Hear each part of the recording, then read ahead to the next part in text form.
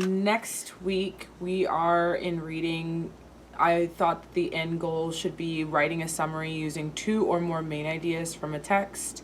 And because this week coming up we're reading about Ellen Ochoa and Jerry Cobb, I thought that maybe for the next week we could read some biographies. So I found 2 different types of organizers to summarize biographies specifically, because the indicator says determine 2 or more main ideas of a text and explain how they are supported by key details, i.e. summarize the text. I was thinking that this could be something for our level 3s and 4s and maybe even 5s, because they would be able to generate sentences because of the questions that are right there.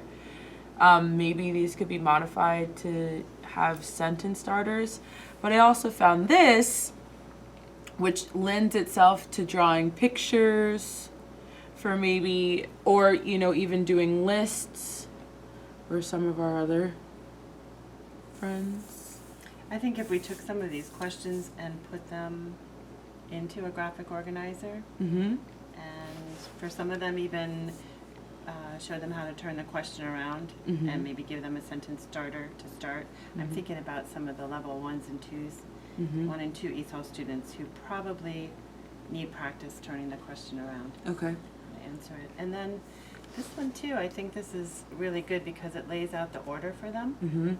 And then it's also very similar to the somebody wanted but so strategy that they have been exposed to.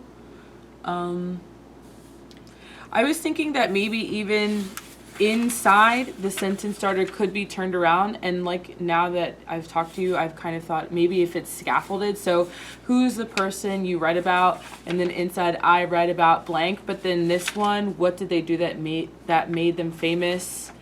Maybe like pulling out some of the words so that by the end, by the last question, why should people know about this person? They might be able to turn it around themselves. So are they selecting, how are you selecting the books? So I've already started looking, and remember we said that last week for independent practice we were going to pick out some of the graphic novels.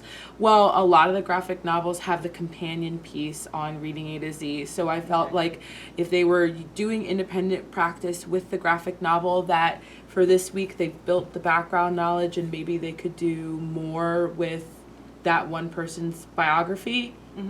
And then also I poked around in the book room, and we have some pretty good biographies, and a lot of us in the basal readers, we have some good biographies, and in social studies we're starting to talk about the move out west, which is what a lot of our biographies are about. So and I have found some books in the book room about moving out west. Of levels. The other option is Pebble Go, where the students could put the headphones in, and they have a whole section on biographies, and they could be listening to it, which I think will help some of them understand a little bit better. Yeah. Some of the lower level ESOL students will benefit from hearing it, in addition to reading it. Looking at some of the reading levels that we have, we were ranging everywhere from, a 9 all the way, I know, to Z's. So the other thing I was thinking was that if I know the book that they'll be working on, then I could take this and then create a word bank for some of them. Are we telling them which book? Or will we assign a book to them? So that's what I was thinking, that this would be the skill for guided reading. And so I'm sure that each teacher would decide which one, but I've picked a couple. Just so far, so Jonas Salk, he's the inventor of vaccines, and then Abraham Lincoln from Log Cabin, and that one is a WX and a YZ. And then I thought Joe Kittinger would be really interesting because we are reading about Buzz Aldrin, that maybe they could have a little bit of a comparison of 2 different astronauts. And that's just what I found so far. I haven't completed that list, but okay, well, I can take a look at the levels, and I can look to see which books we have, and also on Pebble Go, and then maybe we just ask them to use certain books so that then we can create something based on the vocabulary in the books. Okay. That will help them when they're trying to do the writing portion more independently. That sounds good.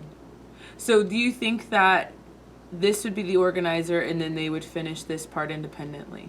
Well, I'm not sure if there's, do you want them to use it as it is, or do you want to transfer this information into something that's more, you know, with lines and additional space? Or are you looking for this to be, this is guided? So Right. they're doing this, So that's what one thought so it was, can is just be that something quick then. right, that it's Right. guided, that it can be quick, but also maybe if we gave them an option. I know that since we did that last time, that my kids like having the option of which one to use. Okay. So maybe if we, especially my kids who have like a little bit of a bigger handwriting. Yeah, I think having a little more room would be, you're right, would be good. And then I was thinking if we took this and made it sort of like a little, like you said, like a booklet, and maybe they also need a space maybe to draw something. Maybe an important part of the person's life that they could illustrate. And then, so for some students, I could just take this and it could be just the questions, and then the others could also have sentence starters. Another version with sentence starters. Okay. And word banks Yes. for the individual books. I almost wonder if it would be more beneficial for some of the children to self-generate word banks. So that for some of our level 3s and 4s, the word bank could be there for them to fill in themselves. Like, I think Emily I would benefit from having a self-generated word bank.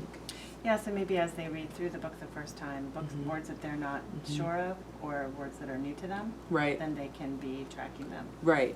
And I think that would be helpful also. And then, like, while I'm doing guided reading, pointing out some of the content-specific vocabulary to put into the word bank as well. Okay, maybe that works better. Maybe it's just one organizer with space for word bank words, and then for whichever student it is you're working with, there are just enough lines for them to create their own word bank that they will use later when they're writing independently. Yeah, I like that. So maybe just a general organizer with room for, like you said, self-generated word bank. I like that. Okay, that makes it easy, even easier Okay. for me. Awesome.